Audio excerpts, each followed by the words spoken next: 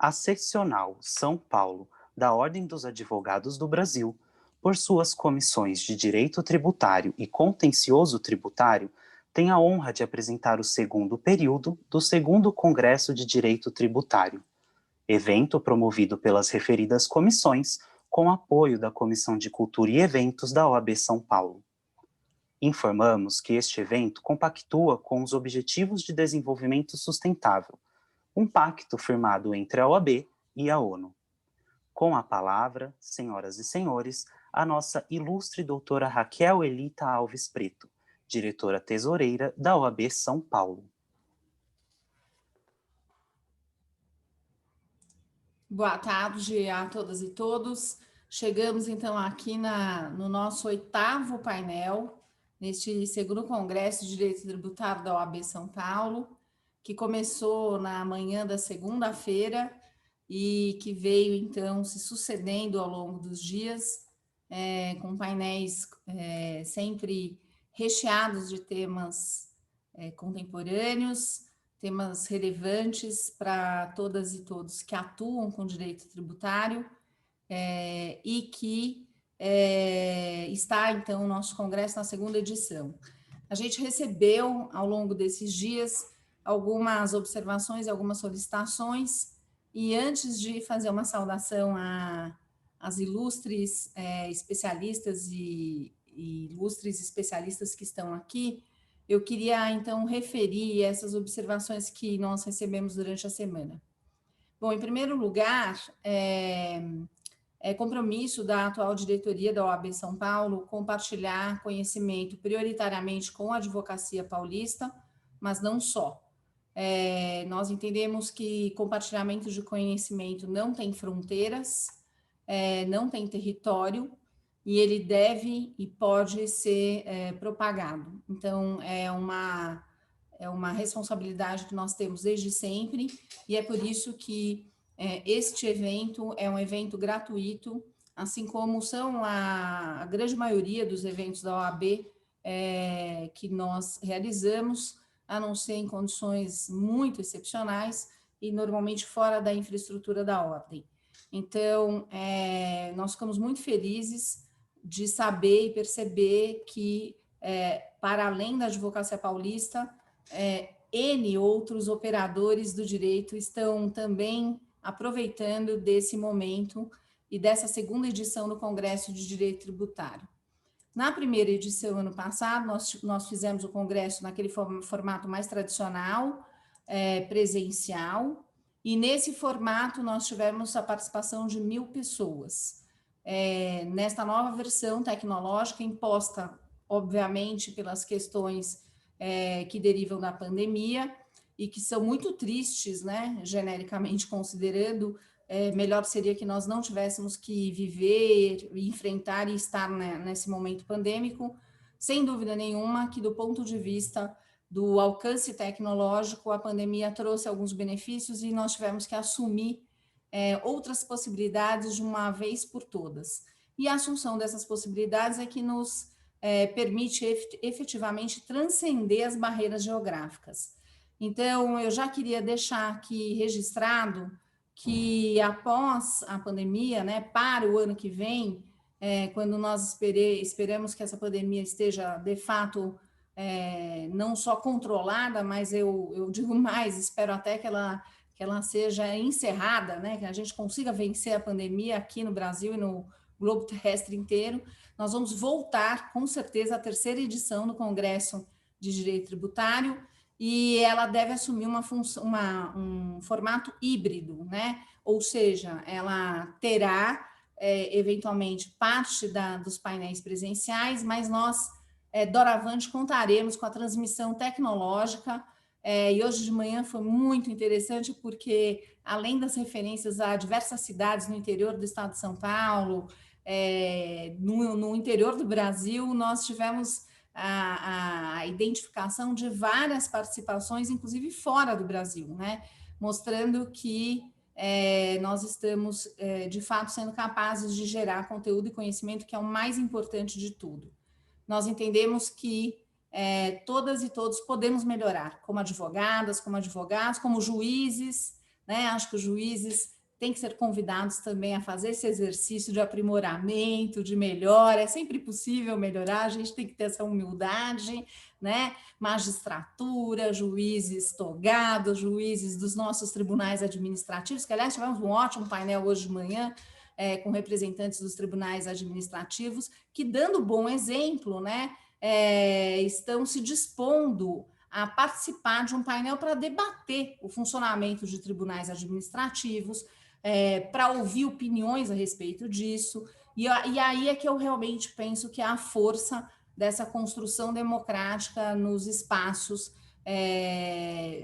que nós atuamos, que são espaços de defesa da cidadania, né, e de concretização de atividades estatais essenciais, como é a atividade jurisdicional para a resolução de conflitos, e que, evidentemente, é a outra marca importante desse congresso, né, que a gente tenha diversidade de opiniões e pontos de vista. O que a gente procurou fazer foi levar essa diversidade às máximas fronteiras que nós poderíamos alcançar, ainda que nós saibamos que nós podemos e devemos melhorar, e vamos fazer isso para o ano que vem. Ou seja, nós nos preocupamos de ter na composição dos painéis advogadas, advogados, a academia representada, professoras, professores, pesquisadoras, pesquisadores, magistrados, né, membros de órgãos que tomam as nossas decisões, os nossos processos,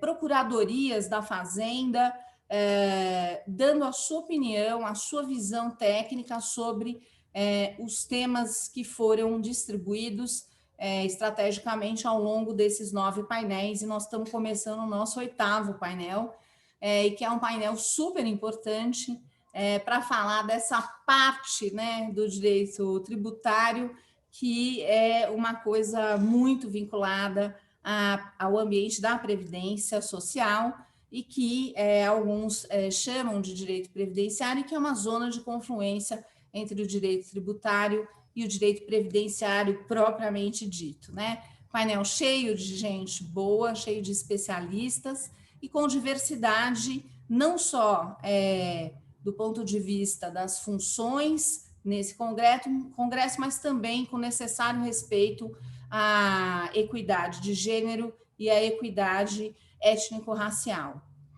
Nós temos também um compromisso de concretizar de forma positiva, dando bons exemplos, a inserção efetiva de todas as profissionais super gabaritadas que atuam nas diversas áreas do direito e que só merecem o reconhecimento, porque competência e capacidade tem de sobra, a gente sabe disso. O nosso congresso do ano passado já foi paritário, e esse ano a gente foi além e deu um passo a mais para trazer a representatividade negra para dentro do Congresso, haja vista que o nosso país, nunca é demais lembrar, 56,4% negro e 51,5% feminino. De modo que são 2 grupos absolutamente importantes, cujos olhares e opiniões precisam ser considerados para que a gente tenha riqueza de conteúdos, né? E é evidente que essas opiniões diferentes se somam, né? Por exemplo, num dos eventos do WIT, né, logo no começo, nós chamamos a atenção para aspectos relativos à incidência de IPI, né, que há muito não se lembra mais do princípio da seletividade, em que aleatoriamente você tributa, por exemplo, produtos eminentemente femininos com alíquotas de IPI altíssimas, né? A bomba de extração de leite materno para amamentação tem uma alíquota muito mais alta que outros produtos que são de uso eminentemente masculino. Por que isso acontece, né? Inclusive, nós vamos ter uma parte do painel de fechamento amanhã dedicado à tributação e gênero. Enfim, trata-se de uma visão mais contemporânea com a qual a academia está preocupada, né? Nós temos grupos de pesquisa, inclusive, estudando esses temas do direito tributário, que saem daquele núcleo mais dogmático tradicional justamente para que a gente possa enriquecer o direito tributário e torná-lo mais democrático, né? Eu não tenho dúvidas que a relação entre fisco e contribuinte ela precisa passar por uma revisitação no mundo inteiro, mas especialmente no Brasil. É bom que é bom realmente que nós possamos olhar com uma riqueza de olhares, com preocupações diferentes, para que nós possamos chegar a uma relação muito melhor do que ela é atualmente. E ela pode ser muito melhor. De modo que fica aqui, né, esse compromisso de que nós colaboremos para a construção de um direito tributário mais contemporâneo, melhor, né, mais inclusivo, dando bons exemplos a todas as áreas, e é uma assunção de responsabilidade pública, que é uma assunção, inclusive, das nossas responsabilidades propriamente essenciais. Haja vista que nós juramos exercer a advocacia com ética, qualidade, urbanidade, mas também com respeito à justiça, ao Estado Democrático de Direito e aos direitos humanos.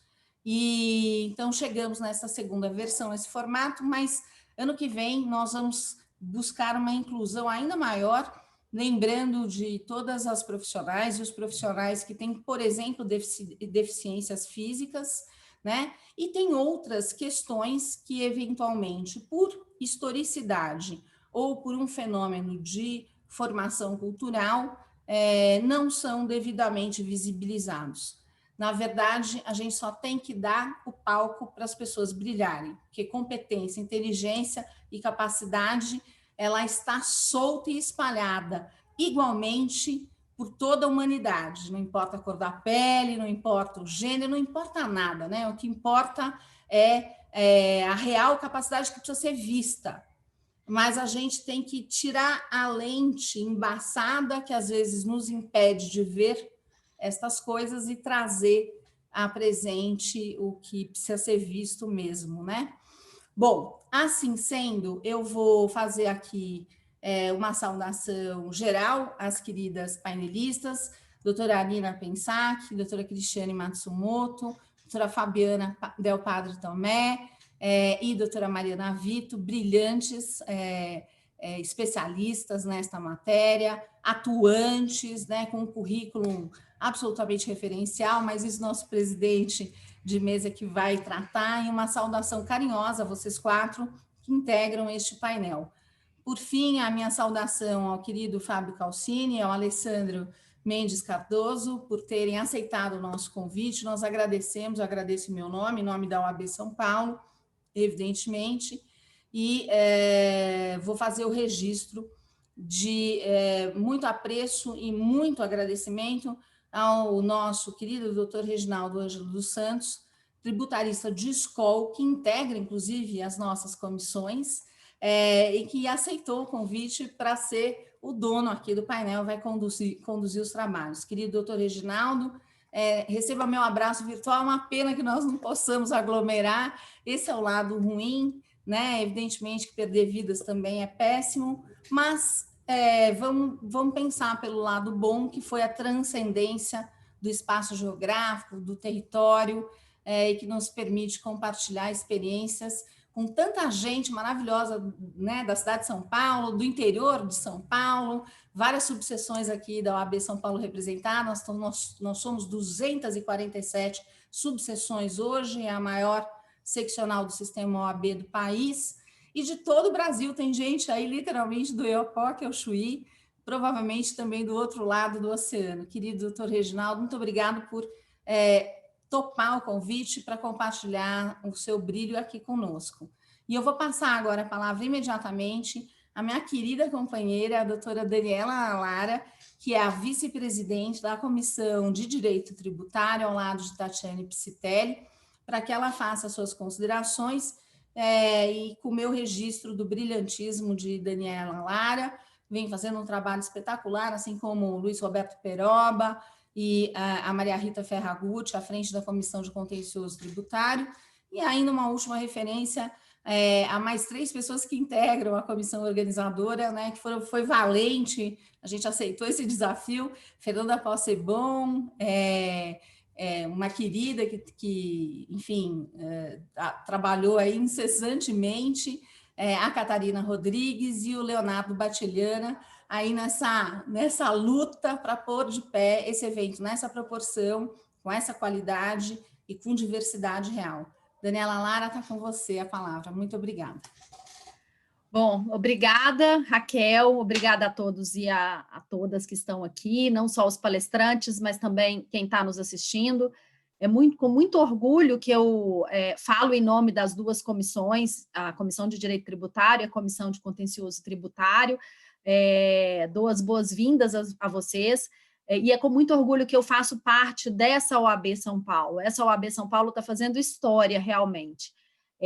A Raquel, diretora da OAB, ela abraçou a causa da questão da diversidade, da igualdade, e nos fez nos engajar também, né, Raquel? Você é a nossa musa inspiradora, a gente costuma dizer, e estamos todos engajados nessa questão. Estamos muito felizes realmente com o resultado desse congresso.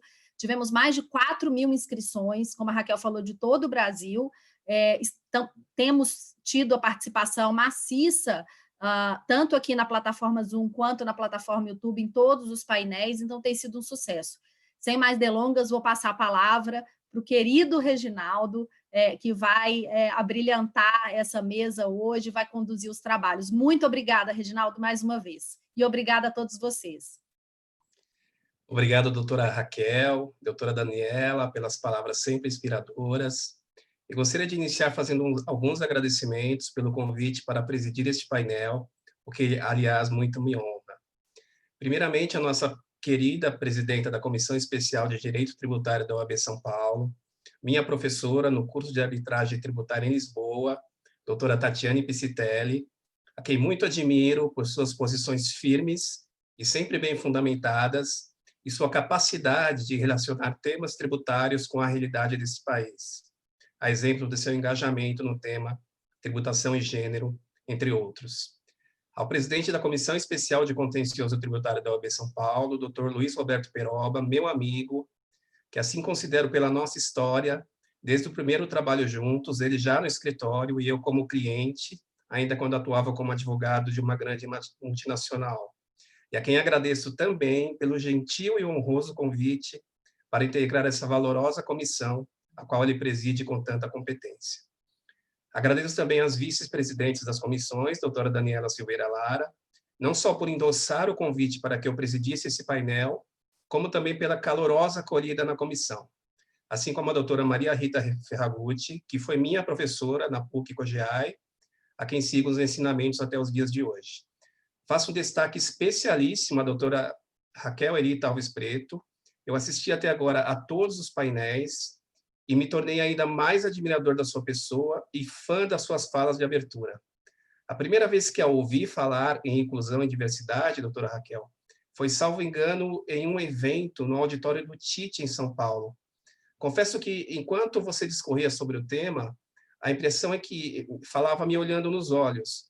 Mas, obviamente, que isso não acontecia, pois eu estava em uma das últimas fileiras de um auditório lotado, mas senti como se assim eu fosse, pois suas palavras sobre diversidade e inclusão tocam o coração e penetram profundamente na alma de quem as ouve.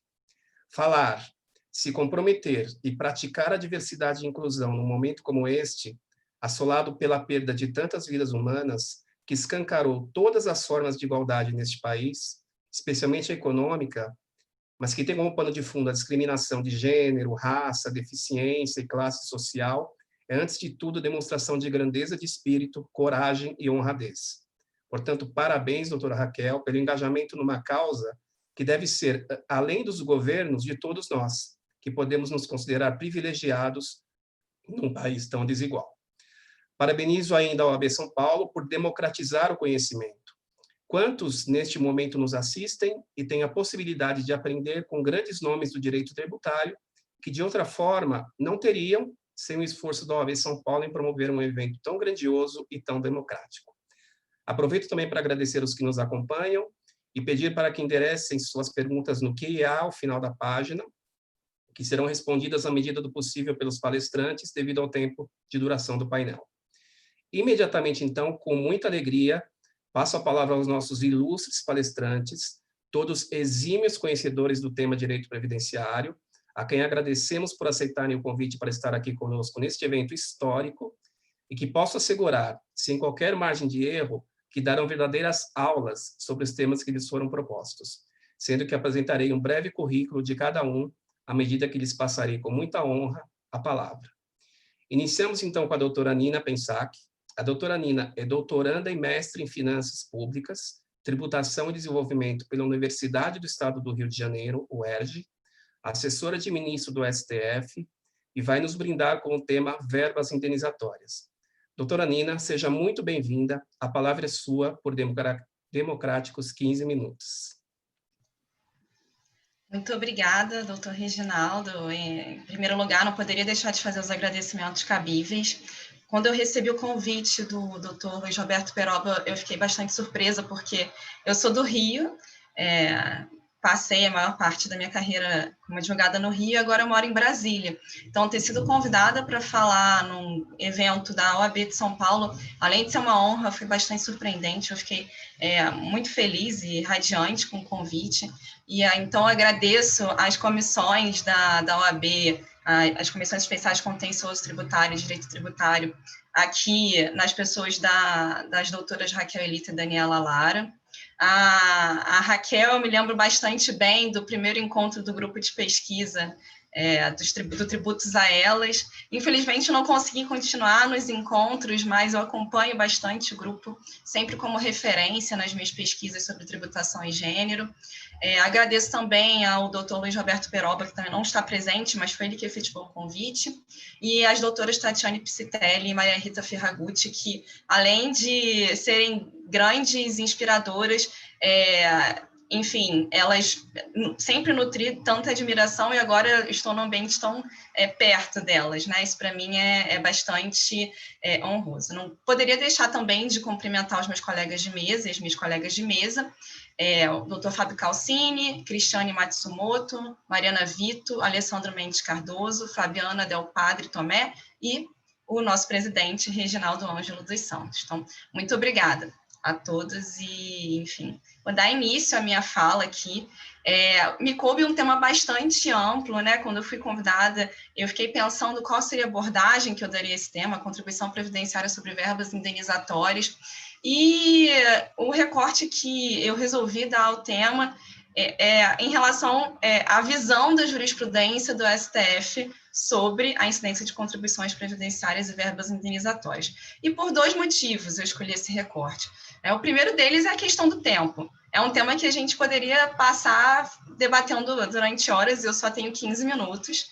Então, tem esse primeiro fator que é super relevante. E o segundo, ossos do ofício. Eu trabalho com precedentes em matéria tributária, eu dedico grande parte da minha vida acadêmica e profissional a esse tema, então nada mais lógico do que tratar a partir da visão da Corte Constitucional sobre esse recorte, né? Então, falando, né, como eu vou abordar esse tema, eu dividi a minha fala em duas partes principais. A primeira é a discussão sobre a natureza jurídica das verbas, né? Se essa discussão é uma discussão de índole infraconstitucional, de fato. E a segunda parte eu vou tratar de dois casos breves e específicos. O primeiro caso é o caso do salário maternidade, que foi finalizado agora em agosto desse ano, em plenário virtual. E o segundo caso, prometo que eu vou ser breve, são os 15 dias de auxílio-doença, né? Os primeiros 15 dias de afastamento de auxílio-doença, que, apesar de todos tratarem como tema pacificado, havia embargos de declaração pendentes de julgamento no acórdão que negou a existência de repercussão geral, especificamente em relação a essa verba, né? Então, dando início à primeira parte da minha exposição, eu começo com uma pergunta. A discussão sobre a natureza jurídica das verbas sobre as quais incidem contribuição previdenciária é, de fato, infraconstitucional? Porque é uma provocação que eu deixo, e também vou encerrar com a mesma provocação, já adianto, porque o que se tinha notícia, né, até, enfim, início de 2017, e isso foi se aprofundando até até 2020, né, com a ampliação da competência de julgamentos do plenário virtual, mas até 2017, mais ou menos, vamos colocar esse marco temporal. O que se tinha notícia é de que a discussão sobre a natureza jurídica das verbas era uma discussão infraconstitucional. Né? A gente tinha 3 grandes temas de repercussão geral, ou melhor, de ausência de repercussão geral, que diziam isso.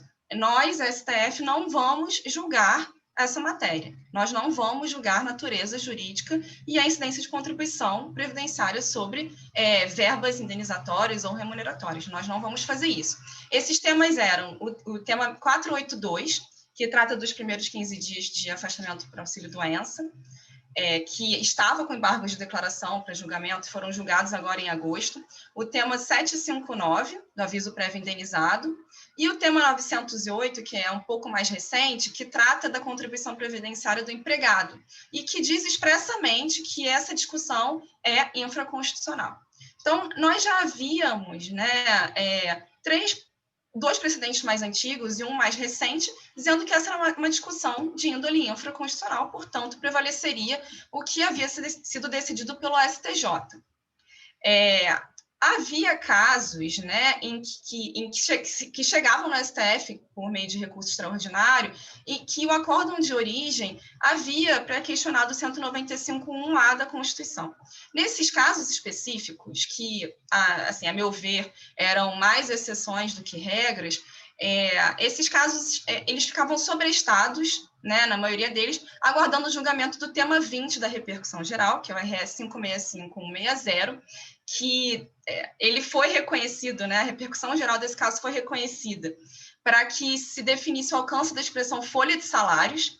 Então, havia muita expectativa quanto ao julgamento, né, desse RE, e quando havia pré-questionamento específico do 195.1a, era comum que não se falasse de matéria infraconstitucional, né, se aguardasse o julgamento desse tema, que ocorreu em março de 2017. Então, como eu falei, grande parte, né, da doutrina que acompanha a jurisprudência da STF acerca, né, de contribuições previdenciárias, enfim, da academia, que está a par dessa discussão, tinha depositado grande expectativa nesse julgamento. Assim, e dando uma visão mais de bastidores, quando esse processo foi pautado para ser julgado em março de 2017, e aqui eu estou falando do tema 20, RS 565.160, para a gente não se perder na exposição, eu imaginava assim, que não seria possível que o STF fosse dar uma resposta definitiva, né? Não fosse conseguir fechar o alcance da expressão folha de salários. E, de fato, foi isso que aconteceu. Porque a tese firmada nessa ocasião, e eu vou pedir licença para ler, para não cometer nenhum equívoco, foi a seguinte: a contribuição social a cargo do empregador incide sobre ganhos habituais do empregado, quer anteriores ou posteriores à emenda constitucional 20 de 98. Então, simplesmente, o que aconteceu quando foi firmada essa tese de repercussão geral? A meu ver, se substituiu o parâmetro da natureza jurídica, se indenizatória ou remuneratória, por um parâmetro temporal de habitualidade. E que, enfim, como se concretizou, né, e eu vou falar disso daqui a pouco, não poderia ser, né, definido de forma definitiva ou detalhado de forma definitiva, conceituado de forma definitiva pelo STF. O STF não teria capacidade de dizer quais verbas seriam habituais ou não habituais, assim como ele já dizia que não tinha capacidade, ou melhor, competência de julgar acerca de natureza jurídica de verba. E foi exatamente isso que aconteceu, né? Restou o questionamento. Então, o que seriam verbas habituais? E quem seria competente para definir quais seriam essas verbas? Muitos processos que estavam sobrestados nos tribunais de origem, aguardando o julgamento do tema 20, tendo sido eles sobrestados pelo próprio tribunal ou remetidos pelo STF pela sistemática da repercussão geral, aguardando a finalização do julgamento de mérito desse tema 20, foram remetidos de volta para o STF, né? Os tribunais mandaram, isso aconteceu bastante no TRF da 4ª Região, eles mandaram de volta para o STF os processos dizendo o que devemos fazer aqui, então, né? Como aplicaremos essa tese de repercussão geral? E os gabinetes começaram a receber, né, esses processos de volta e mandavam baixar novamente. Então, apliquem vocês, digam vocês, tribunais, quais são as verbas habituais, já que nós, até o momento, não definimos quais seriam essas verbas.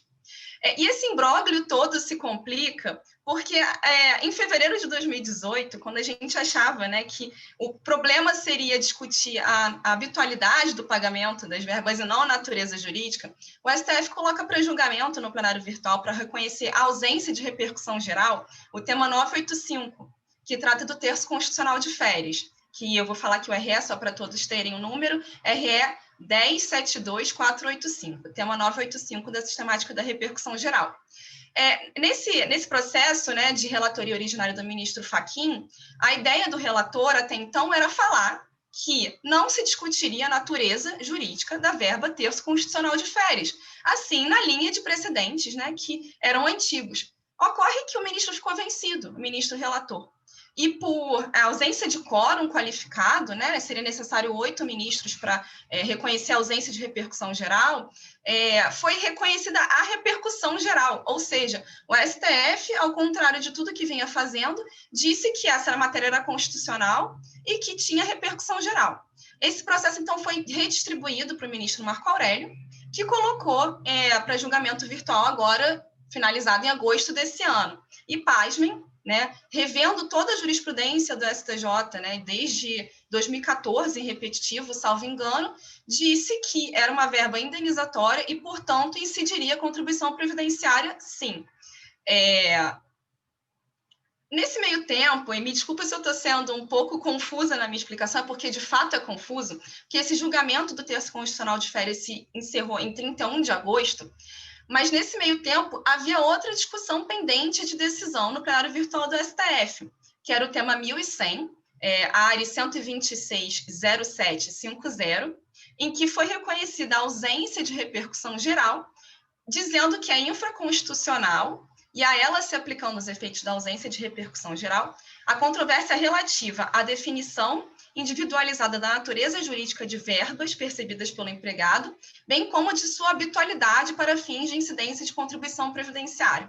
Então, paralelamente ao julgamento de mérito do tema 985 do terço constitucional de férias, estava sendo julgada a ausência de repercussão geral, que dizia o seguinte: é matéria infraconstitucional a discussão sobre a natureza jurídica e habitualidade de verbas. Ou seja, havia uma contradição posta a julgamento no plenário virtual, né? O que o STF dizia num caso? Vou julgar sim, a natureza jurídica é indenizatória e, portanto, incide contribuição previdenciária, mas no outro processo dizia não julgamos natureza jurídica de verba, não analisamos natureza jurídica de verba, né? Muito menos habitualidade. O que é mais interessante nisso tudo é que o STF criou uma tese no tema 20 que ele não consegue aplicar e que ele já se negou a aplicar, dizendo que isso vai ficar a cargo dos tribunais inferiores, né? Esse é o primeiro ponto. Enfim, tem muitas controvérsias aqui para debate depois, se nós tivermos tempo. E aí eu passo agora para o segundo ponto da minha explicação, para não me alongar muito.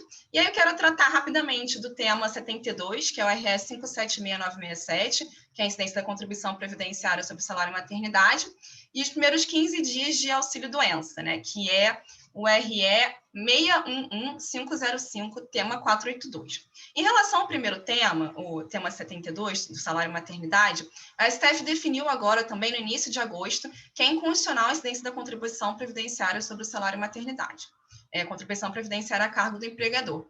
E é interessante aqui, porque, vendo o acórdão que foi publicado agora no final de outubro, o STF não entrou na discussão sobre natureza jurídica de verba. O ponto, né, condutor, um dos pontos condutores do voto do relator, ministro Luiz Roberto Barroso, era de que o salário e maternidade é inconteste, inequivocamente, um benefício previdenciário, portanto, não seria fonte de custeio, né, originária da Previdência Social, deveria ter sido implementada por lei complementar. Há um argumento secundário de constitucionalidade material, mas eu não quero falar dele, porque senão me empolgo, eu vou entrar na mesa de tributação e gênero, que é justamente a questão da isonomia, né, do tratamento da mulher no mercado de trabalho. Então, um dos fundamentos do voto vencedor foi a questão de que era uma incidência que recaía apenas sobre mulheres e apenas sobre mulheres mães, e que isso onerava a escolha do empregador na hora, né, de contratar, né, seus empregados.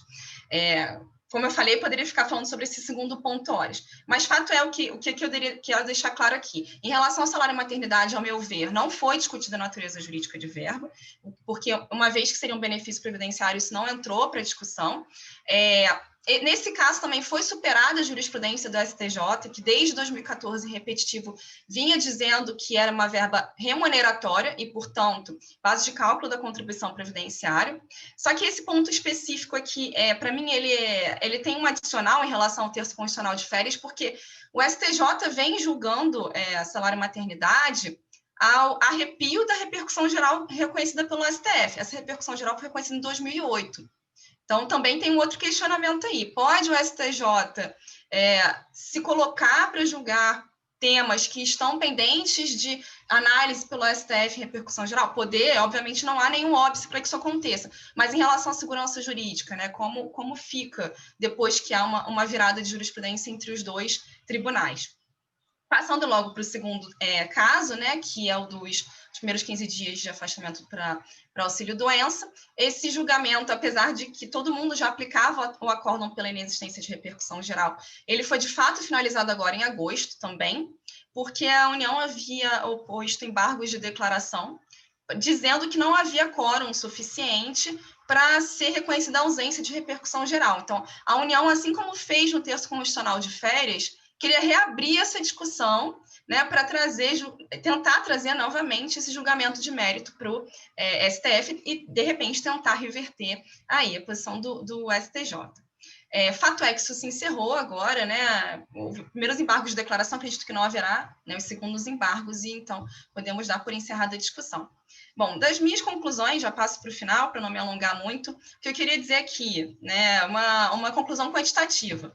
Acho que 4 dos 10 grandes precedentes do STF sobre a matéria, sobre contribuição previdenciária sobre verbas, né, sejam elas indenizatórias, remuneratórias, habituais ou não habituais, 4 de 10 grandes precedentes foram julgados entre junho e agosto desse ano por conta do plenário virtual. Então, assim, quase metade desses precedentes que os tribunais têm se amparado, né? E a segunda conclusão, né, acho que ela é mais qualitativa do que quantitativa, permanecem as incertezas jurídicas, né? Porque o que me parece fica muito casuístico.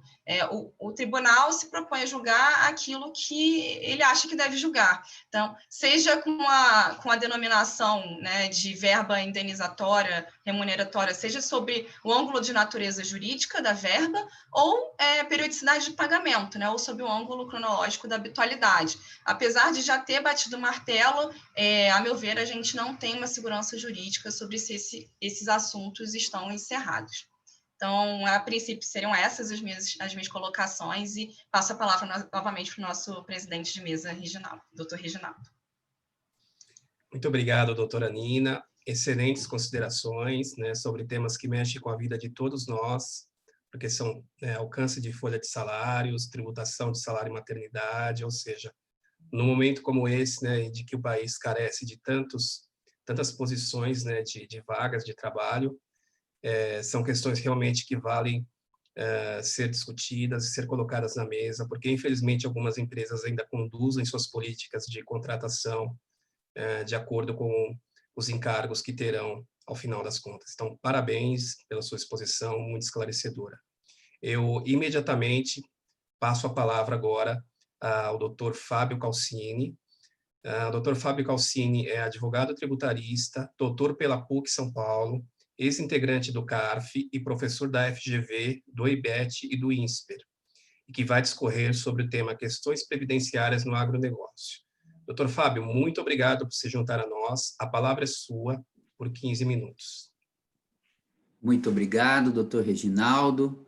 Gostaria de saudar aos professores e professoras dessa mesa em seu nome, agradecer à doutora Raquel, à professora Tatiane Peroba, todas as pessoas que organizaram esse evento, que foi um sucesso, né? Como disse a doutora Raquel, em um momento de pandemia, mudando a sistemática, mas conseguindo, em contrapartida, atingir um público que talvez não teria condições de participar de um evento tão seleto, não pela minha presença, mas pelas professoras, pelos professores que têm brindado todos esses dias esse congresso. Então, agradecendo a presença também do público que nos assiste, eu vou passar ao meu tema. Meu tema trata de contribuições ligadas à área previdenciária e o agronegócio. De certo modo, eu vou focar em um tema específico, mas farei aí algumas observações iniciais. A primeira delas, sempre gosto de enfatizar as peculiaridades do setor do agro, que impõe uma legislação diferenciada. Diferenciação que não significa, tal como em outras situações como gênero e tantas outras que aqui comentaram, um tratamento privilegiado. Então, esse é um ponto fundamental para que se tenha uma adequada interpretação quando se analisa uma empresa, um contribuinte, seja pessoa física ou jurídica, que esteja sujeito à tributação e exerça atividades do agro, sobretudo porque a legislação traz peculiaridades. E dentro da Previdência, inclusive, há peculiaridades, entre elas o que nós chamamos de fundo rural, que são as contribuições previdenciárias em substituição à folha e que são tributadas sobre a receita bruta, produtor rural, pessoa física, empregador, segurado especial, também, de certo modo, a pessoa jurídica empregadora, agropecuária, também recolhe sobre a receita bruta, como a agroindústria, ou seja, aquela pessoa jurídica que, além de exercer a atividade rural dentro da mesma entidade, como uma etapa do processo produtivo, também utiliza desse insumo de origem vegetal animal para produzir um produto final industrializado, a famosa agroindústria, que também está sujeita a esse regime substitutivo de tributação.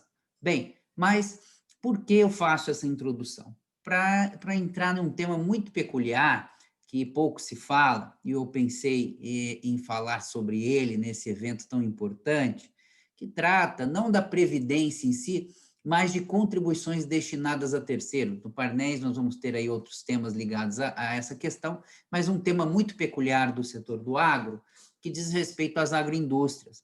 As agroindústrias, elas sofrem uma situação muito dúbia no que toca ao enquadramento para fins de adequação com relação a que contribuições destinadas a terceiros, né, as antigas parafiscais, essas agroindústrias deveriam recolher. E aí, eu trago especificamente a situação onde há a substituição, ou seja, aquelas agroindústrias que estão sujeitas ao artigo 22A da Lei 8.212, ou seja, estão tributados pelo regime substitutivo, que no fundo a gente chama de fundo rural, né? Mas que é a tributação sobre a receita bruta, num total, junto com o Senar, de 2,85 a título de alíquota. E o ponto principal é que a Instrução Normativa 971, ao tratar das contribuições dos terceiros e do enquadramento, esse tipo de agroindústria ele pode estar sujeito a duas situações distintas. Uma, onde eu vou ter que segregar a minha mão de obra, a minha folha, que está na parte rural, e o que é industrial, porque a incidência das contribuições de terceiros são distintas, ou não, ou eu vou contribuir de forma unificada quanto à minha folha no que toca ao setor rural e industrial. Terceiros aqui, eu estou falando de salário e educação, eu estou falando de INCRA, SESI, SENAI, SEBRAE, algumas dessas situações. Então, existe um dispositivo na instrução normativa, que é o artigo 111, que trata do enquadramento dentro do setor do agro, das agroindústrias, e dois incisos são aí que trazem exatamente essa questão, o inciso 3 e o inciso 4, onde o inciso 3 trata das agroindústrias em geral, que estejam submetidas ao artigo 22A da Lei 8.212, ou seja, recolham sobre a receita bruta. Nesse caso, como regra, tais pessoas jurídicas, elas estão sujeitas, no que toca aos terceiros, à contribuição sobre a folha de forma segregada. Setor rural recolhe INCRA e salário educação a 2,7% no alíquota total. Por sua vez, o setor industrial recolhe, ou seja, aquelas pessoas que estejam enquadradas no setor industrial estariam sujeitas a uma tributação, vamos chamar assim, meio que completa, né? SESI, SEBRAE, INCRA, que dá uma alíquota total de 5,8%. O fato é que existe o inciso 4 nessa IN, no artigo 111F, que traz que agroindústrias também submetidas ao regime de substituição, porém, que desenvolvam atividades enumeradas no artigo 110A da IN, que na verdade esse 110A nada mais é do que tratar do artigo 2º do Decreto-Lei 1146, lá de 1970, e esse decreto, então, vejam, tem uma segunda hipótese de agroindústria que recolhe fundo rural, que recolhe sobre a receita bruta, que, se estiver entre as atividades listadas nesse artigo 2º do Decreto-Lei 1146 de 70,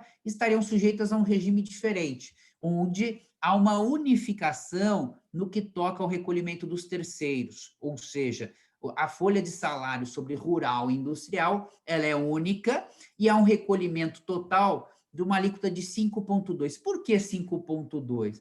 Porque o artigo 2º, ele vai tratar nessa legislação, no que toca ao seu parágrafo 1º, dizendo o seguinte, que determinadas atividades que ali constam desse artigo 2º, e é uma lista taxativa essas atividades, vou aqui exemplificar algumas: indústria de cana-de-açúcar, indústria de laticínios, são umas das principais, mas de algodão, beneficiamento de café, são algumas que, ou seja, agroindústrias que estejam nesse contexto, estão submetidas a esse dispositivo. E esse dispositivo diz o seguinte, que essas pessoas jurídicas, ou seja, agroindústrias, elas estariam dispensadas do SESI, do SENAI, do SESC, do SENAI e do SENAC, ou seja, esses terceiros não haveria a incidência. Há uma expressa previsão legal de que, nesse caso, não haveria o recolhimento. Por isso, a unificação da folha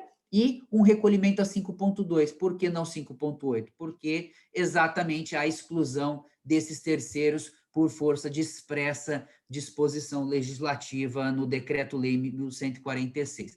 A grande questão que existe é que, até 2014, a Instrução Normativa 971, ela sofreu diversas alterações, e, dentre elas, sempre houve um pressuposto, quando se tratava do exercício das atividades listadas no Decreto-Lei 1146, de dizer que tais agroindústrias ali se enquadravam, desde que exercendo aquelas atividades ali listadas, mas que exercessem essas atividades com características de uma indústria rudimentar, ou seja, que não se utilizassem de equipamentos de alta complexidade, não é? Que não teriam um processo produtivo de alta escala. Então, seria a ideia de uma industrialização de baixa complexidade, como diz a legislação à época.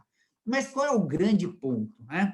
O primeiro ponto que há de se perguntar é onde efetivamente nessa legislação, que é posterior à maioria das leis que instituíram esses terceiros ali listados, então é uma lei específica e posterior, onde nessa lei efetivamente se diz que seria uma indústria rudimentar de cana-de-açúcar, uma indústria rudimentar de laticínios. O primeiro ponto é que, de fato, o legislador aqui não traz expressamente essa exceção, e não cabe ao intérprete criar distinções, não é? Não cabe ao intérprete criar distinções que não houve pelo legislador. E o grande ponto que intriga é que essas definições, esses conceitos de indústria rudimentar, atrelada à aplicação do Decreto-Lei 1146, do que toca ao enquadramento para fins de terceiros, da agroindústria, esses dispositivos, por incrível que pareça, em 2014, a IN 1453 alterou a legislação e revogou todos esses dispositivos que tratavam exatamente de direcionar a essa menção de indústria rudimentar. Daí vem a ideia ou o entendimento, a polêmica em relação a isso, de que pós-revogação ficou claro esse histórico de que pessoas jurídicas que exerçam aquelas atividades, independentemente do grau de complexidade do seu processo industrial, estariam sujeitas a esse enquadramento unificado da sua folha. Antes dessa alteração, a jurisprudência de CARF, soluções de consulta e, de certo modo, até a jurisprudência judicial, ela tinha precedentes reconhecendo essa visão de indústria rudimentar. Não temos ainda muitos precedentes que lidam com o tema após a revogação pela IN. Então, um tema ainda polêmico em aberto, mas o fato é que existe, por exemplo, uma solução de consulta 132 COSIT de 2017, atrelada ao setor de laticínios, em que lá, em certo trecho, há a expressa menção dessa revogação e o fato de que não há na legislação mais esse tratamento diferenciado entre indústria rudimentar e aquela de alta complexidade. O que se dá também, vale dizer, com outros pareceres dados pela Procuradoria da Fazenda Nacional, o 1111 de 2012 e o 1723 de 2014. Então, no geral, esse tema é extremamente polêmico, é um tema ainda que envolve muita discussão, com pouca jurisprudência atual, mas é um tema que intriga muito o setor do agro, sobretudo as agroindústrias, daí a minha razão, doutor Reginaldo, de fazer esse panorama sobre o tema, com algumas considerações, e acho, respeitando muito o meu tempo aí, para a gente poder abrir aí debates e permitir a interação do público e de todos os colegas, eu passo a palavra para ti e agradeço muito o convite novamente, fico muito honrado e alegre em poder falar aqui, sobretudo no que toca à tributação do agro. Muito obrigado, uma boa tarde. Nós que agradecemos, doutor Fábio, é um tema extremamente importante para o país, a tributação do agronegócio, um país que depende tanto dessa atividade, né? Há estados aí no Brasil em que até 60%, 70% da economia giram em torno do agronegócio. E o senhor comentou sobre a IN 971, né? Cada vez que eu pego aquela IN para estudar, eu acho incrível como que uma IN pode ter mais de 500 artigos, né? Ou seja, é um verdadeiro código, né? Então, a complexidade realmente é muito grande, né? E deveria ser mais simples, até pela atividade que ela regula. Mas parabéns pela exposição, acho que dentro do possível foi bastante esclarecedora. Nós certamente voltaremos a falar ainda hoje, porque estamos no nosso tempo regulamentar. E, aproveitando, passo a palavra imediatamente à doutora Cristiane Matsumoto. Doutora Cristiane é mestre em Direito Previdenciário pela Pontifícia Universidade Católica de São Paulo, a PUC, especialista em Direito Tributário e Previdenciário pela FGV. E, doutora Cristiane, é uma honra tê-la conosco. A mesa virtual é sua pelos próximos 15 minutos. Doutora Cristiane abordará o tema pagamento de PRL, PLR e bônus. Obrigada, Reginaldo. Boa tarde a todos.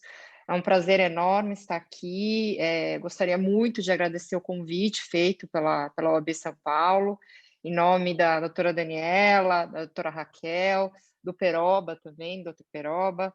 Enfim, é uma honra mesmo poder aqui auxiliar vocês com um tema tão polêmico, que recentemente teve uma alteração substancial na legislação, aprovada pelo Congresso, né? E que, de fato, ao longo desses anos, tem tido aí uma repercussão muito grande, porque se trata de uma remuneração variável que acaba impactando, obviamente, na folha de salários e, consequentemente, nos encargos previdenciários. Então, mais uma vez, obrigada, Reginaldo.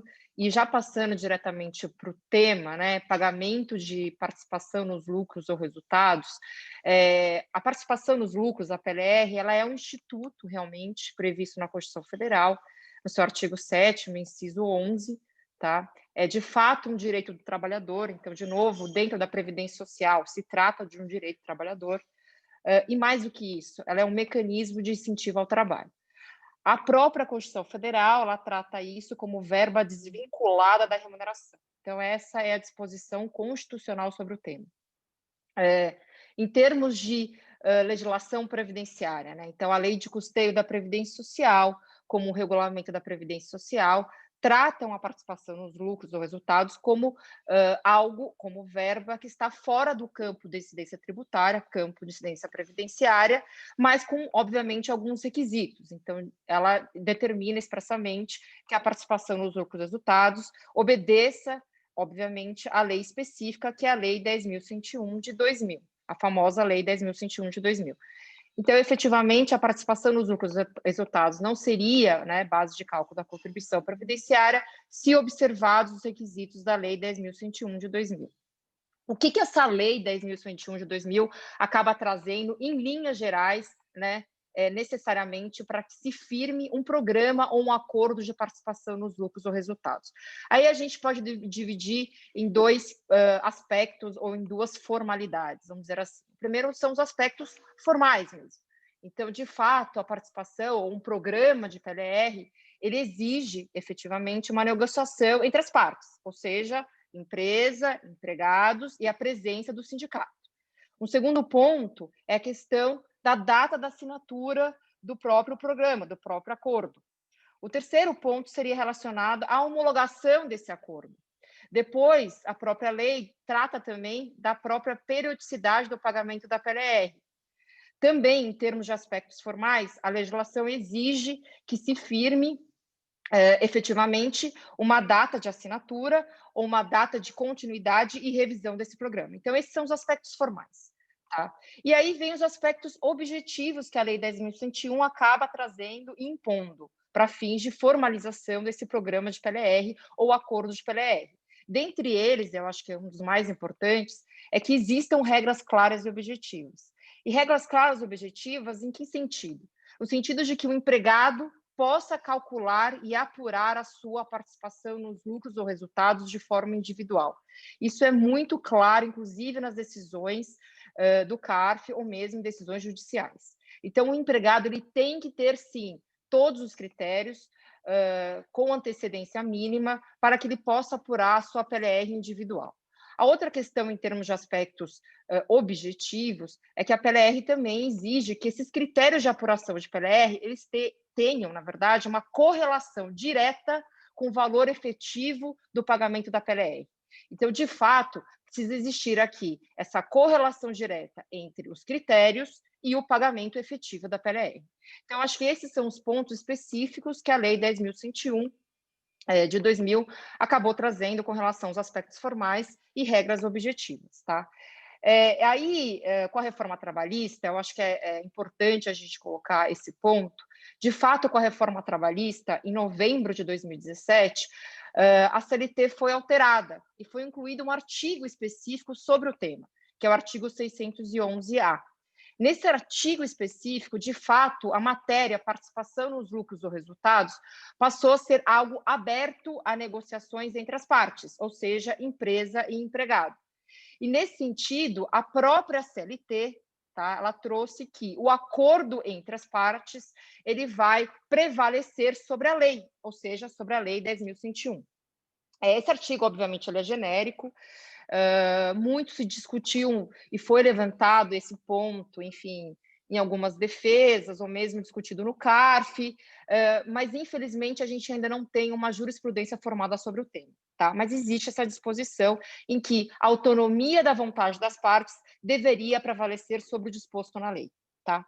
Bom, aí recentemente, veio, então, o Congresso Nacional, agora, recentemente, semana passada, ele veio, na verdade, uma votação específica do Congresso Nacional relacionada ao artigo 2º da Lei 10.101 de 2000, uma alteração, e a alteração foi feita aí pela Lei 14.020 de 2020. Né?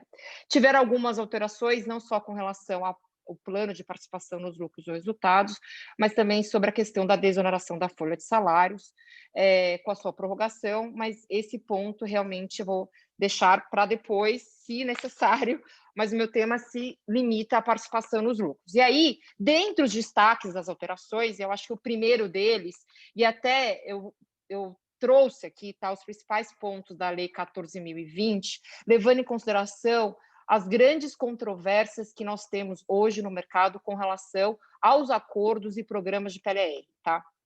Então, o primeiro deles é a Lei 10.101, na sua redação original, ela sempre trouxe que a participação, a própria PLR, ela pode ser firmada ou instituída por acordo ou convenção coletiva de trabalho, ou mesmo por comissão paritária, desde que tenha a presença obrigatória do sindicato. Essa era a redação original, tá? A lei agora, 14.020 de 2020, ela trouxe uma inovação. Ou seja, quando esse acordo, esse programa de PLR for instituído por comissão paritária, tá, é necessário que exista aí o chamado, vamos dizer assim, a convocação do sindicato no prazo de 10 dias. Ele precisa indicar ao sindicato, no prazo de 10 dias, um representante, o seu representante, para fins de negociação.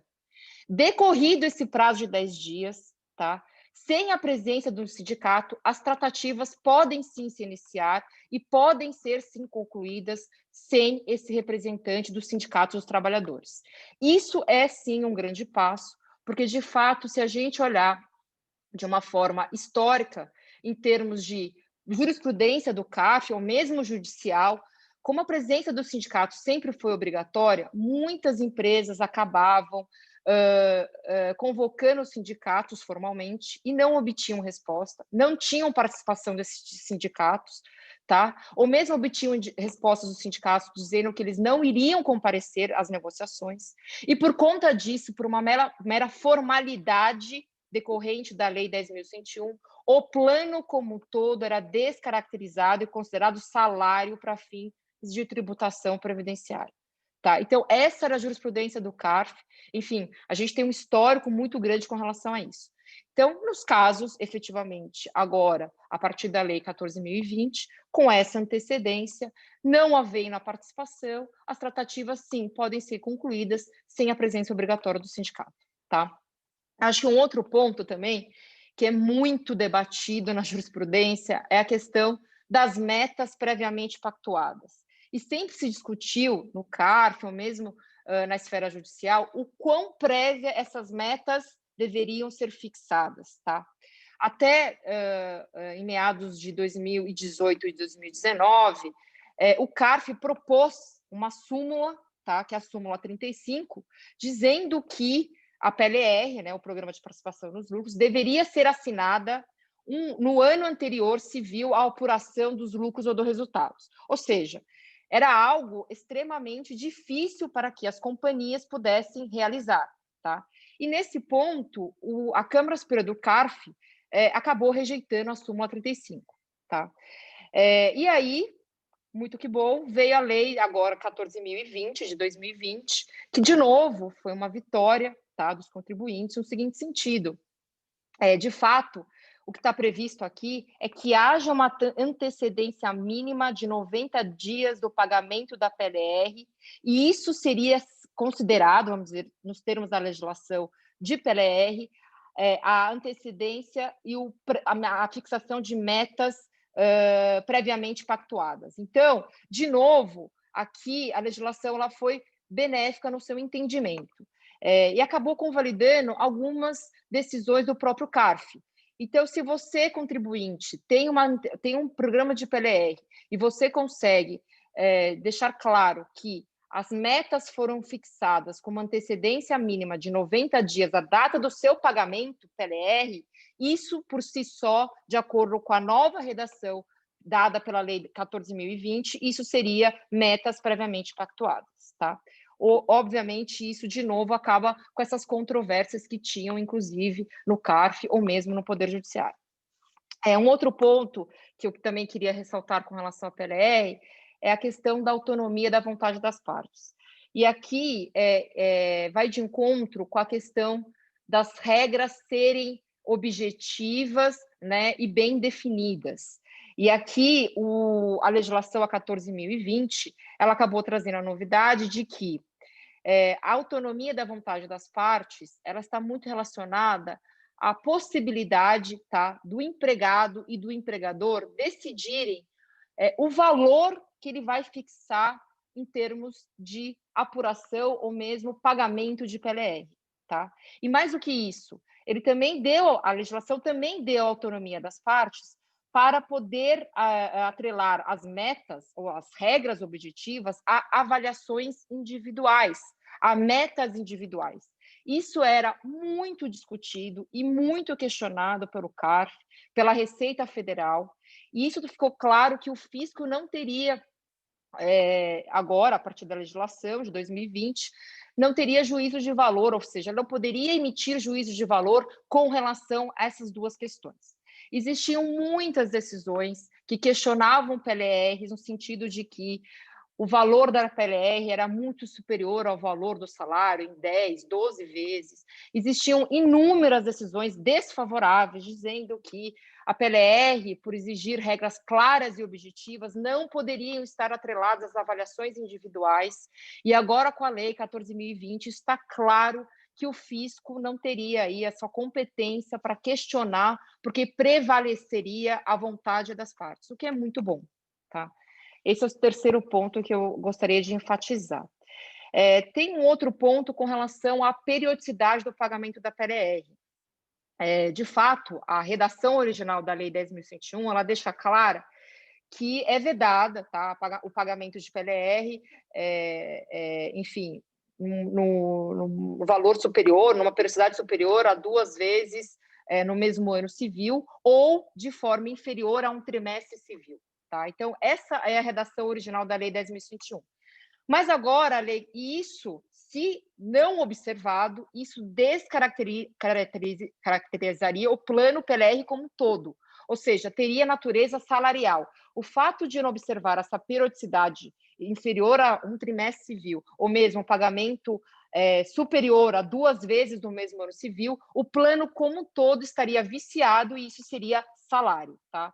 Agora, a legislação ela foi mais flexível, a Lei 14.020, de 2020, e acabou dizendo e determinando que somente aquelas parcelas que não observarem a periodicidade da redação original da Lei 10.101 seria considerada ou salário ou passível de tributação, que é muito bom também, tá? Então, eu ficaria limitada a essas parcelas que não observaram o disposto na legislação específica.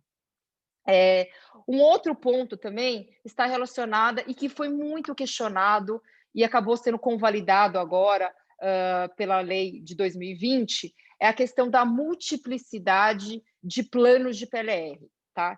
Então, muitas companhias, elas têm os acordos com comissões paritárias, então são os acordos específicos de PLR, e também tem os acordos e convenções coletivas de trabalho que tratam da PLR, tá? Que é do setor econômico, da classe dos trabalhadores. Então, muitas companhias, elas têm os 2 tipos de acordo. E o CARF não via isso, ou mesmo o fisco não via isso com bons olhos. E acabava questionando, sim, a legalidade desses pagamentos. E as empresas eram autuadas, tá? Agora, a lei de 2020, ela deixa claro que é possível, sim, a concomitância desses acordos, seja por comissão paritária, ou seja, esses acordos firmados com sindicatos, né, que são os acordos e convenções coletivas de trabalho, podem ser, sim, simultâneos, desde que observada a periodicidade na redação original da Lei 10.101 de 2000. Tá? Então, observada a periodicidade, esses acordos podem, sim, coexistir, não é algo ilegal. Tá? E aí, eu acho que, por fim, com relação à participação nos lucros e resultados, é que houve o veto especificamente com relação ao caráter interpretativo dessa Lei 14.020.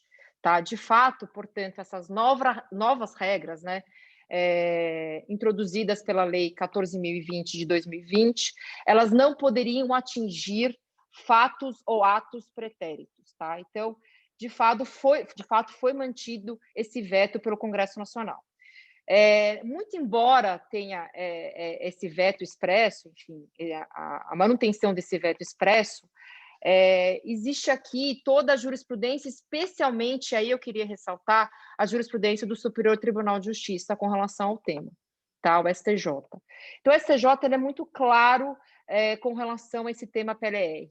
E para o nosso bem também, em termos de contribuintes, o STJ tem flexibilizado as regras da Lei 10.101 de 2000 e já tinha adotado alguns posicionamentos da própria lei agora 14.020 de 2020.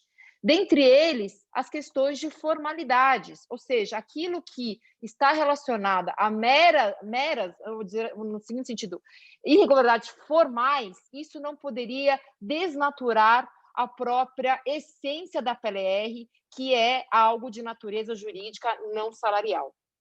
Então, existem algumas decisões, inclusive agora de 2020, no sentido de que, por exemplo, a não homologação do sindicato, tá, do acordo ou programa de PLR, não poderia desnaturar a essência da própria PLR, porque se prevaleceria a autonomia da vontade das partes, que é a negociação, que é, de fato, a proteção do direito do trabalhador, tá? Um direito social.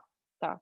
Esse era um ponto. O outro ponto também que o STJ tem relativizado é com relação ao próprio registro dos acordos e programas de PLR na DRT, ou seja, nas autoridades sindicais.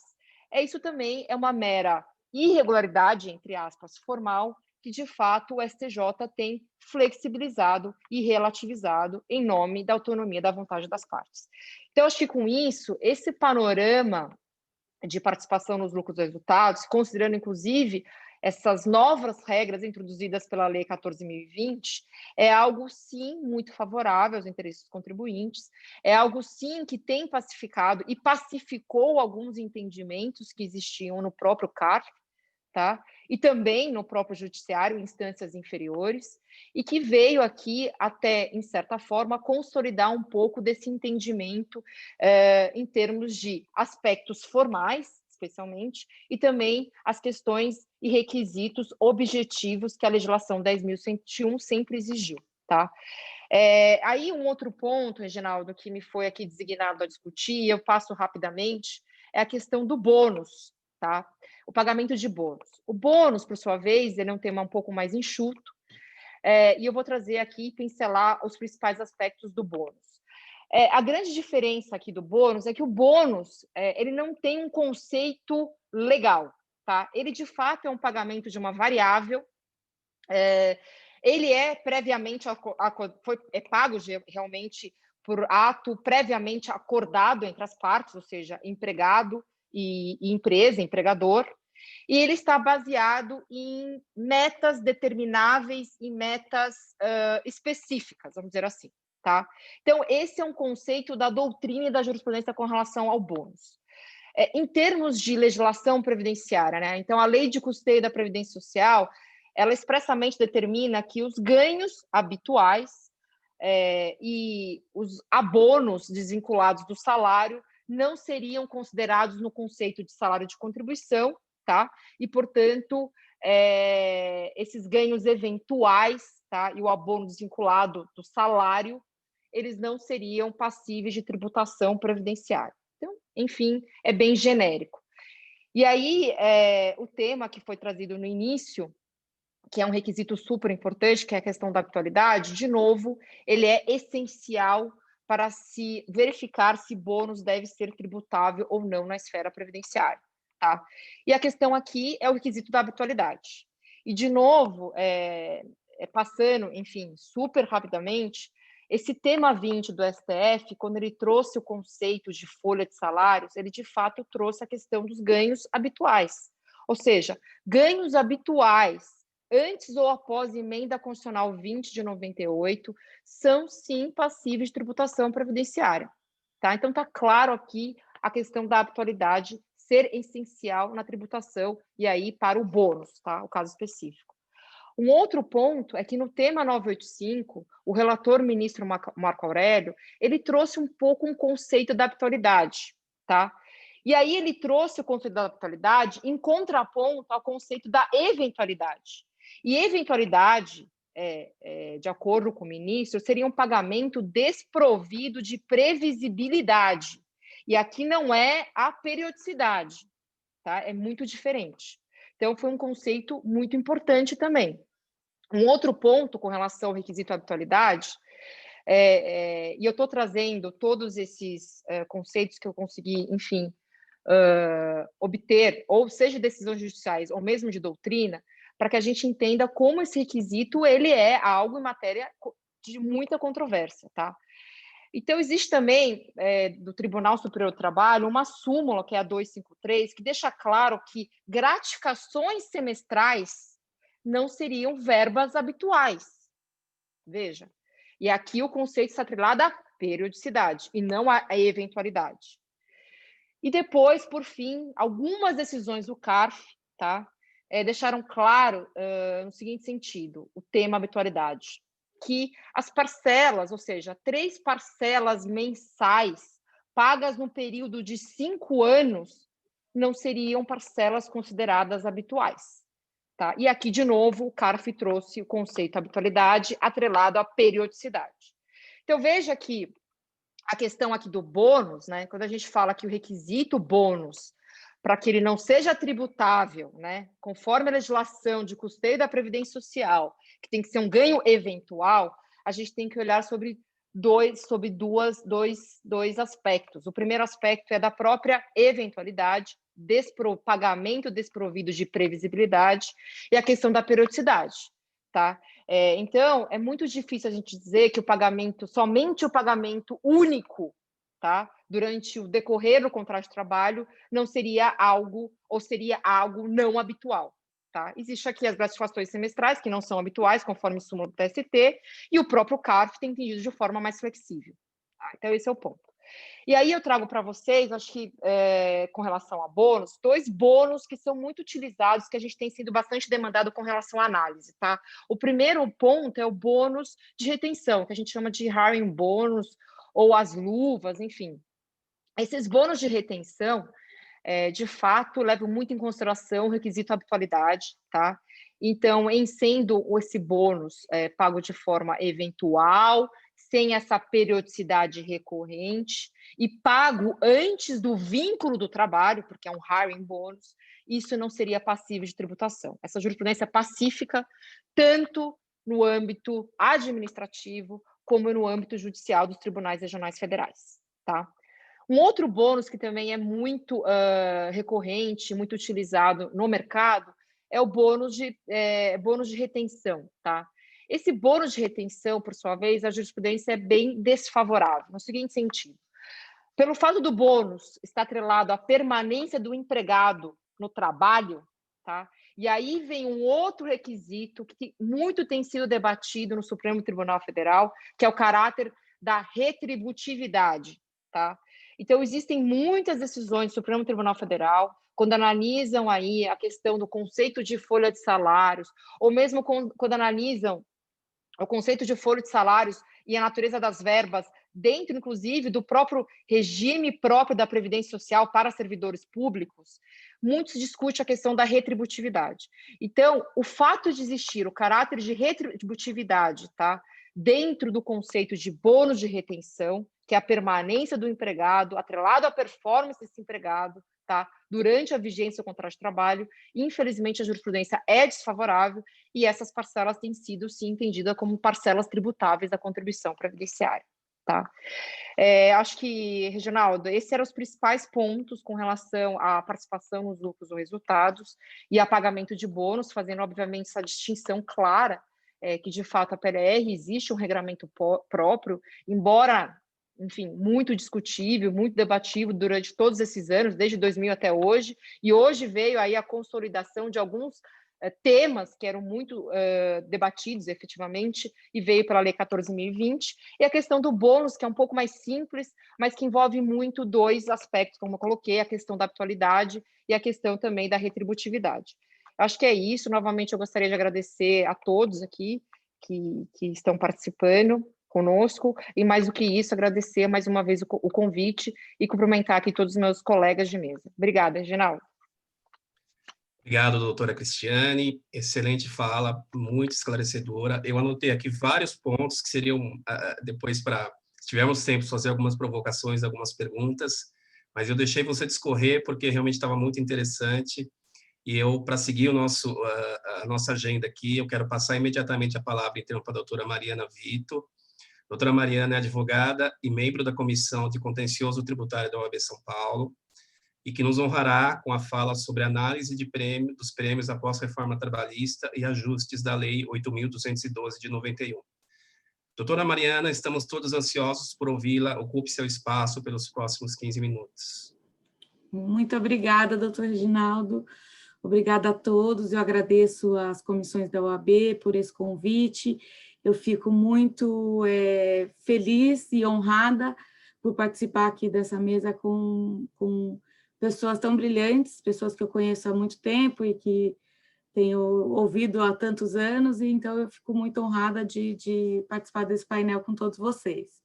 Obrigada pelo convite, agradeço também a audiência, quem está ouvindo a gente e tendo paciência aí de ouvir, que são temas, às vezes, não tão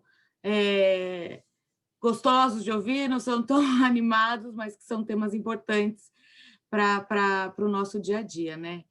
Eu sempre digo que o direito previdenciário é uma caixinha de surpresas, né? Cada dia é uma novidade que surge.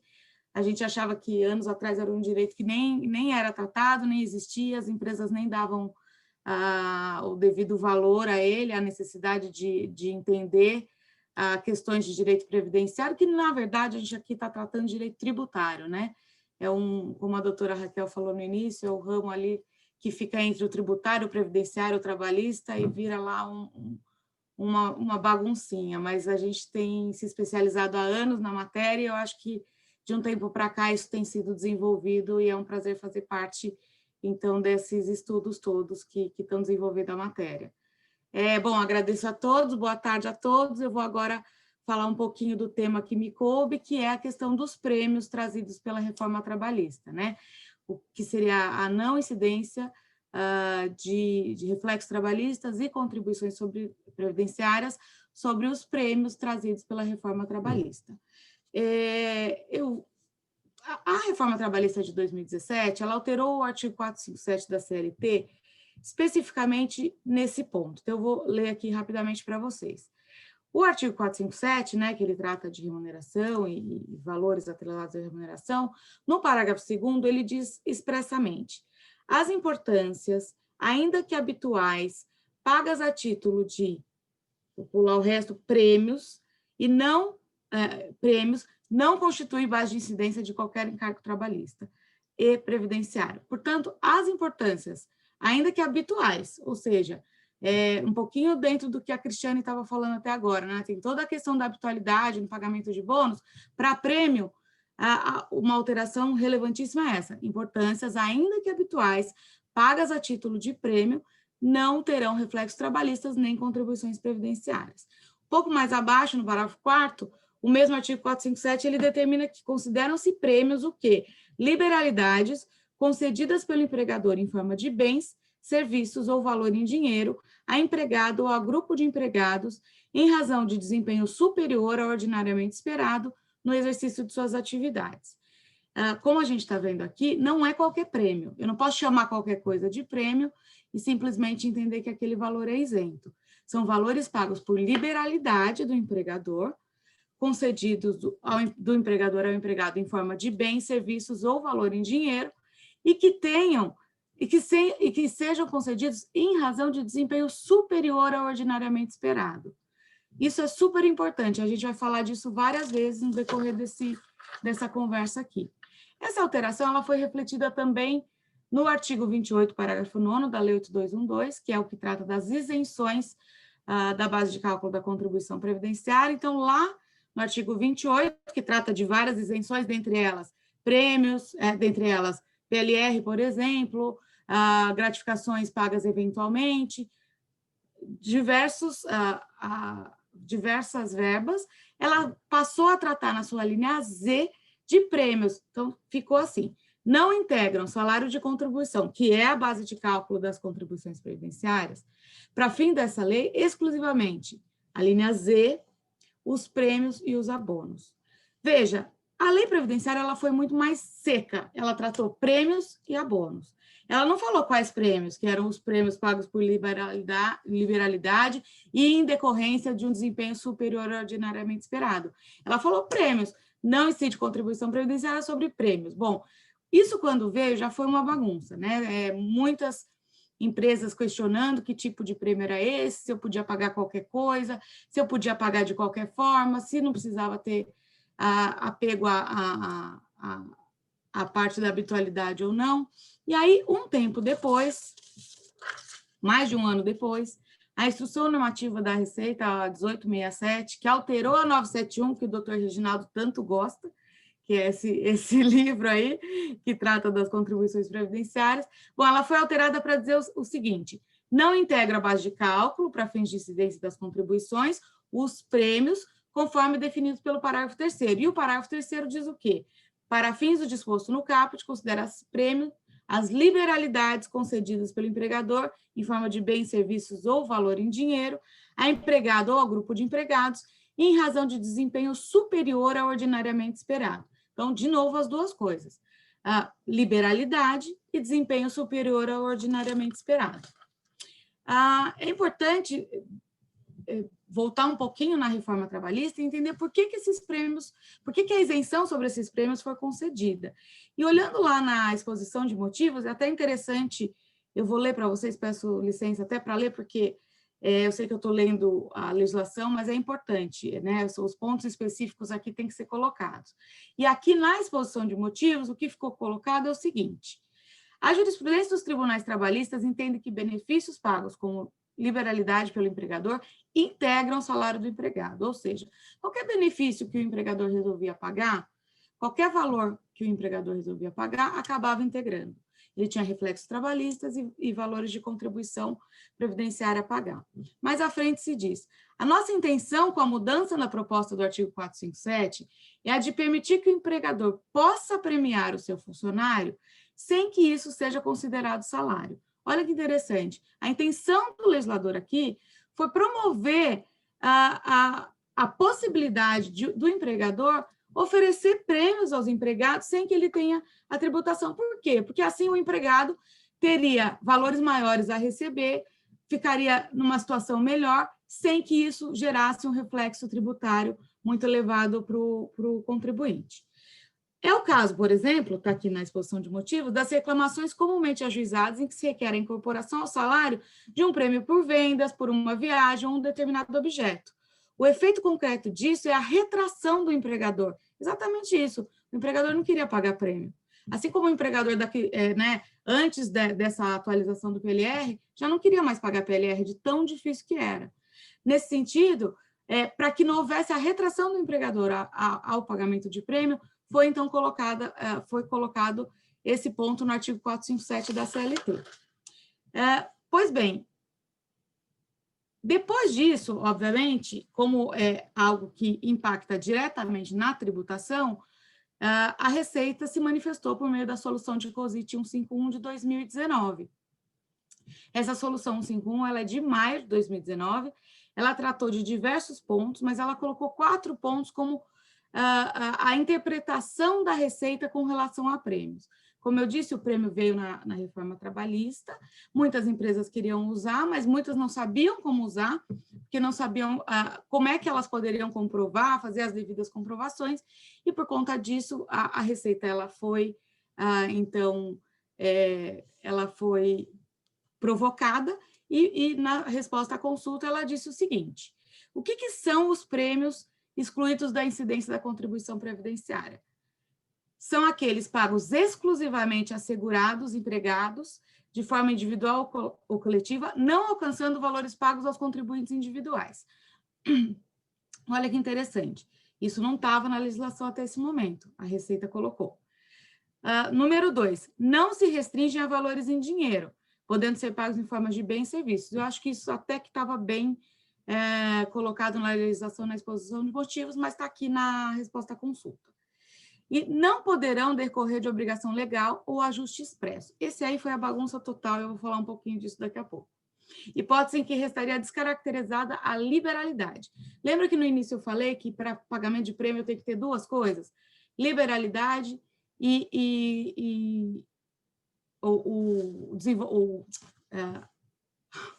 perdi aqui, peraí. A liberalidade e o desenvolvimento acima do esperado. Então, a Receita já está me dizendo aqui o seguinte: se tiver ajuste expresso, não é liberalidade. Quarto ponto, deve decorrer de desempenho superior ao ordinariamente esperado, como a gente falou. Liberalidades e desenvolvimento ordinariamente esperado, sendo que o empregador deverá comprovar objetivamente qual o desempenho esperado e também o quanto o desempenho foi superado. Olha que coisa interessante. Quando ele coloca que o ajuste expresso, que se houver um ajuste expresso, isso não será mais liberalidade, ele está me dizendo que o que tiver por escrito, e ele até coloca, né, lá no trecho da solução de consulta, a solução de consulta diz: não poderão decorrer de obrigação legal ou de ajuste expresso, hipótese que estaria descaracterizada a liberalidade do empregador. Ou seja, a incidência de contribuições previdenciárias sobre prêmio pago em decorrência de lei, contrato de trabalho, convenção coletiva, regulamento da empresa. Olha que interessante, ajuste expresso, regulamento da empresa. Ele está me dizendo, se estiver no regulamento da empresa, não pode ser pago como prêmio, porque não será liberalidade. E mais para baixo ele fala: apesar disso, para comprovar que houve aí um desempenho superior ao ordinariamente esperado, você tem que me comprovar por escrito. Então, ficou esse problema na mão do contribuinte. Como é que ele vai comprovar por escrito, se não pode ter ajuste expresso? E ficou uma pequena bagunça aí. Há decisões judiciais já favoráveis aos contribuintes, dizendo que o fato de existir ajustes no regulamento da empresa, dizendo que, em ocorrendo tal situação, que a empresa poderá efetuar o pagamento de prêmio, isso não seria o ajuste expresso. O que seria, então, o ajuste expresso? O ajuste expresso seria a obrigação. Quando a empresa se obriga a um pagamento, como, por exemplo, um PLR, como, por exemplo, um bônus que é decorrente de uma política interna da empresa, se a empresa se obriga a esse pagamento, isso seria um ajuste expresso, estando escrito ou não escrito. O fato de estar simplesmente escrito que a empresa poderá pagar prêmio numa situação em que se ultrapassar alguns limites, ou que a venda for maior que o esperado, ou que o empregado tenha tido uma ideia brilhante, isso não pode ser considerado ajuste expresso. Isso é o que diz a jurisprudência após solução de consulta e que a gente teve aí nesses dados da pesquisa. É interessante que continuou sendo um problema, porque o ajuste expresso e a colocação da empresa para comprovação de que havia ali um desempenho superior ao ordinariamente esperado ficou muito complicada de se fazer. Então, as empresas ficaram com muito receio para fazer o pagamento do prêmio.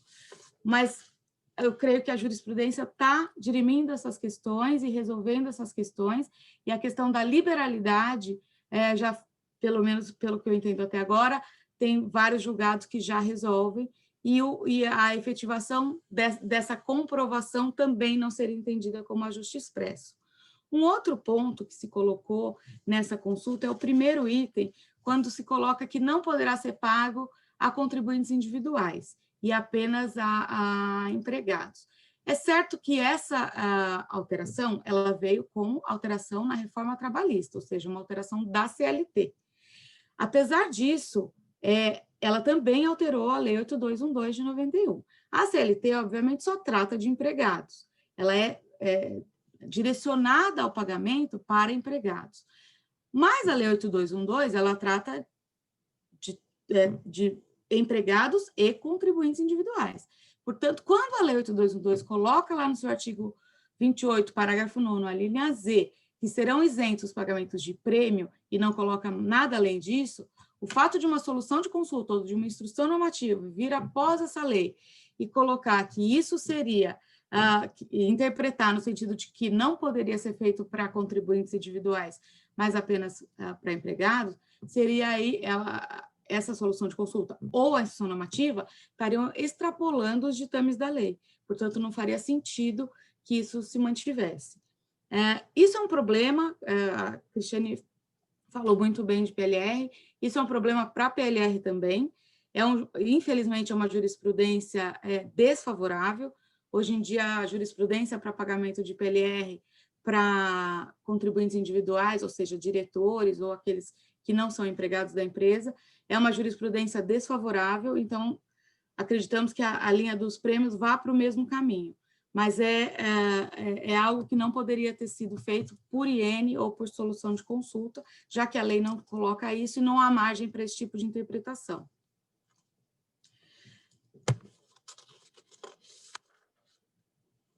Só colocar alguns pontos de atenção aqui. A gente entende que a Receita Federal, nas autuações, ela pode olhar para alguns pontos aqui de atenção e que seriam pontos importantes para que as empresas e os advogados que lidam com essas empresas não deixem passar. Olha, primeiro ponto que a gente verificou bastante em autuação. Caso as mesmas pessoas recebam prêmios por diversos anos seguintes, a fiscalização poderia entender que, na verdade, aquele seria o desempenho ordinário do empregado e o prêmio seria uma forma de remuneração disfarçada. De novo, lembra que a gente falou? Liberalidade e desempenho superior ao ordinariamente esperado? Se o empregado todo ano tem o mesmo desempenho e recebe o mesmo prêmio, será que esse desempenho é superior ao ordinariamente esperado?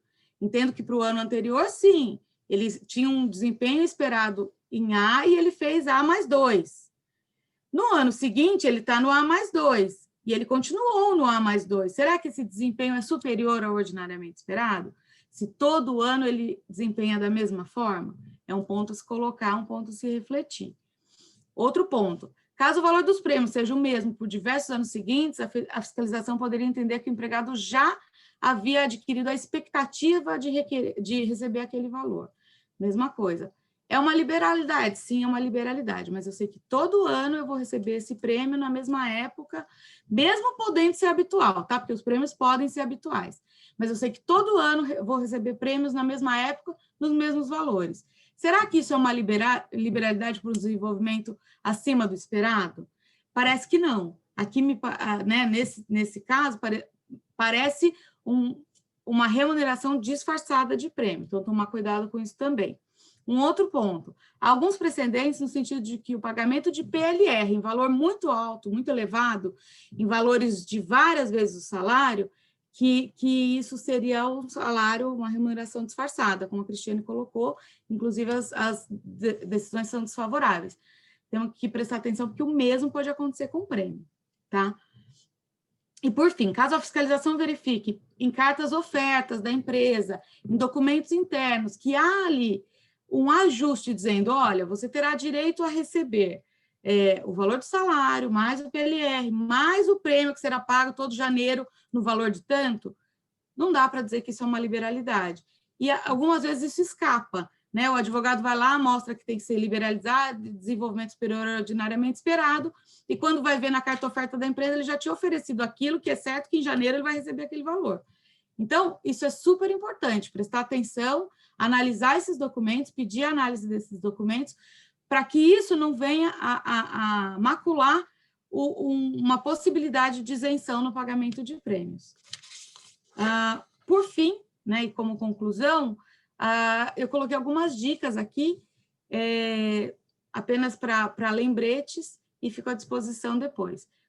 Primeira dica, não haver documento que represente, que demonstre uma promessa prévia ou um ajuste prévio, ou seja, eu não posso ter uma promessa, eu posso ter um ajuste, eu posso ter escrito que existe a possibilidade de pagamento de prêmio, mas eu não posso ter uma promessa, como, por exemplo, no PLR. PLR, a empresa é obrigada a pagar, é uma promessa de pagamento se ele atingir tal meta. No prêmio, isso não pode existir. É o contrário, são pagamentos opostos, né? Por isso que muitas vezes o cliente chega para a gente e pergunta, posso substituir o PLR pelo prêmio? Não pode. Primeiro que não pode substituir nada pelo prêmio. O prêmio é uma liberalidade e não pode substituir um pagamento que já existe e que já é efetuado pela empresa. Então, super atenção nesse ponto, né? Não pode haver nenhuma promessa no sentido de que aquele prêmio será pago com certeza absoluta. Não deve haver menção de valor ou garantia da prêmio naquela carta oferta que eu mencionei para você. Já falei, não deve substituir bônus, prêmio, PLR, desculpa, não deve substituir bônus, PLR ou qualquer outra gratificação que a empresa já pagava com habitualidade. É uma novidade, é uma coisa nova e feita por liberalidade, ou seja, o empregador efetua se quiser, e se não quiser, ele não tem nenhum problema em não fazer. O empregado não tinha essa expectativa, ele não aguardava esse dinheiro, é uma liberalidade, é algo que é uma surpresa para o empregado naquele momento, tá? Finalmente, recomenda que se mantenha a documentação que comprove que foi atingido acima do esperado. Porque se não tiver essa comprovação de atingimento, é um ponto crucial da fiscalização. O que a fiscalização vai verificar? Ela vai verificar se foi pago por liberalidade, ou seja, se não tinha promessa, se não tinha um documento, se não tinha nada disso, e se, de fato, existe ali um desenvolvimento superior ao ordinariamente esperado, e eu tenho que poder comprovar. É um prêmio pela criatividade desse empregado. Olha,